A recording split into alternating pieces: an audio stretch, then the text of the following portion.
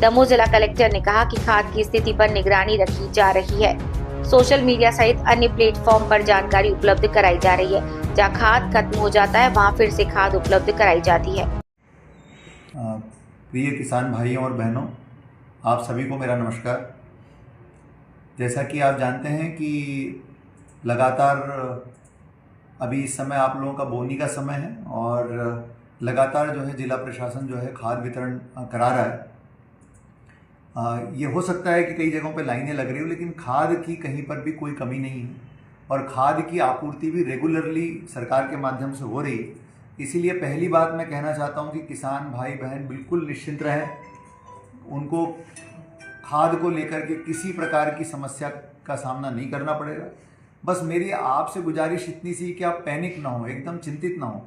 खाद यदि मान लीजिए कहीं पर ख़त्म हो जाता है तो 1 या 2 दिन में फिर आ जाती है, रैक तो वैसे ही शुरू हो जाता है। तो इसीलिए किसी को भी चिंता करने की आवश्यकता नहीं। हम डेली बेसिस पर रोज़ाना जो है खाद की उपलब्धता की स्थिति सोशल मीडिया पर डाल रहे हैं, तो आपको वहाँ से भी पता चल जाएगा कि कितनी खाद अवेलेबल है। जो अभी की स्थिति है, हमारे यहाँ पर सभी जगह खाद पर्याप्त मात्रा में अवेलेबल है। केवल जबेरा में आज जो है यूरिया शाम तक ख़त्म होने की स्थिति बनेगी, लेकिन वो भी 1-2 दिन में यूरिया उसकी जगह आ जाएगा, तो किसी को भी पैनिक करने की ज़रूरत नहीं। और जितना मैं समझ रहा हूँ अभी अब यूरिया की उतनी आवश्यकता भी तत्काल नहीं है। जो यूरिया की आवश्यकता का समय था वो निकल गया, अब फास्फेट की आवश्यकता ज़्यादा है। तो हमने जो व्यवस्थाएं की है मैं आपको बताना चाहता हूँ। पहली चीज़ तो जितनी हमारी 102 समितियाँ हैं, हमारी सभी समितियों को हमने अग्रिम भंडारण के निर्देश दिए हैं। जो किसान इन समितियों के सदस्य हैं और जो कि डिफ़ॉल्टर्स नहीं हैं, मेरा उन सभी से अनुरोध है कि आप समितियों से खरीदें। समितियों में पर्याप्त मात्रा में यूरिया, डीएपी सब और एनपीके सब अवेलेबल हमने कराया हुआ है। और समितियों से यदि किसान जो है अग्रिम भंडारण अपने पास कर लेंगे तो आगे हमको रैक और मिलती जाएगी।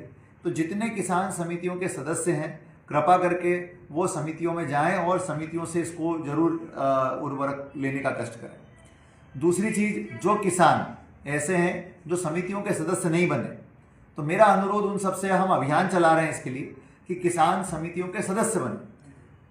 क्या होता है कि आप यदि समिति के सदस्य नहीं होते हो तो ऐसी स्थिति में आपको डबल लॉक आना पड़ता है, लाइन में लगना पड़ता है, वहाँ असुविधाओं का सामना करना पड़ता है। लेकिन यदि आप समिति के सदस्य बन जाएंगे तो ऐसी स्थितियों में आपको आपकी समिति पे ही आपके घर के नज़दीक जो है यूरिया मिल जाएगा, डीएपी मिल जाएगा, खाद मिल जाएगा और आपको परेशानियों का सामना नहीं करना पड़ेगा। इसीलिए जो किसान समितियों के सदस्य नहीं है, कृपा करके समितियों के सदस्य बने। हम समितियों के माध्यम से भी लगातार खाद का वितरण करा रहे हैं। इसके अलावा एमपी एग्रो और मार्केटिंग सोसाइटी, इन दोनों का भी खाद वितरण केंद्र हमने दमोह में शुरू किया हुआ है। जरूरी नहीं कि आप डबल लॉक में जाओ, आप एमपी एग्रो के केंद्र से और आपका मार्केटिंग सोसाइटी के केंद्र से जो दमोह में स्थित है वहाँ से भी आप खाद ले सकते हैं। इसके बाद जो हमने ये भी प्रावधान किया है कि जो हमारे डबल लॉक हैं वहाँ पर हमने निजी विक्रेताओं के केंद्र भी लगा रहे हैं और निजी विक्रेताओं के लिए भी निर्देश हैं कि वो उसी रेट पर खाद बेचेंगे जिस रेट पर डबल लॉक में मिल रहा है। तो निजी विक्रेता यदि आपसे ज़्यादा कीमत लेते हैं या फिर आपको अन्य कोई सामग्री उससे ज़बरदस्ती लेने के लिए बाध्य करते हैं, तो कृपा करके, या निजी विक्रेता या कोई भी व्यक्ति खाद की कोई कालाबाजारी करता है, तो कृपा करके हमें दमोह हेल्पलाइन पर तत्काल बताइए। ऐसे लोगों के खिलाफ कठोर कार्रवाई की जाएगी।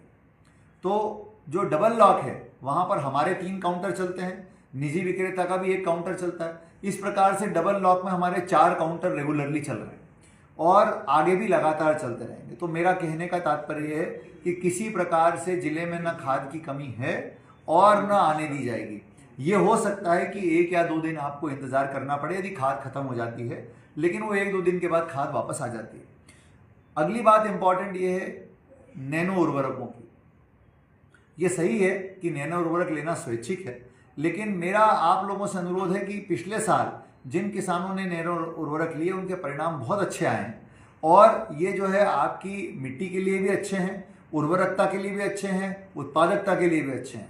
तो इसीलिए यदि हम लोगों ने ये किसानों से अपील की है कि यदि वो 1 एकड़ के किसान हैं, 2 एकड़ के किसान हैं, 3 एकड़ के किसान हैं, जो भी हैं, सभी लोग नैनो उर्वरकों का प्रयोग करें। और ख़ास तौर से जो 3 एकड़ या उससे अधिक के किसान हैं वो कम से कम अपन जब लेके जाते हैं तो वो 1 बोतल डीएपी नैनो और या नैनो यूरिया जो भी है वो ज़रूर उपयोग करें।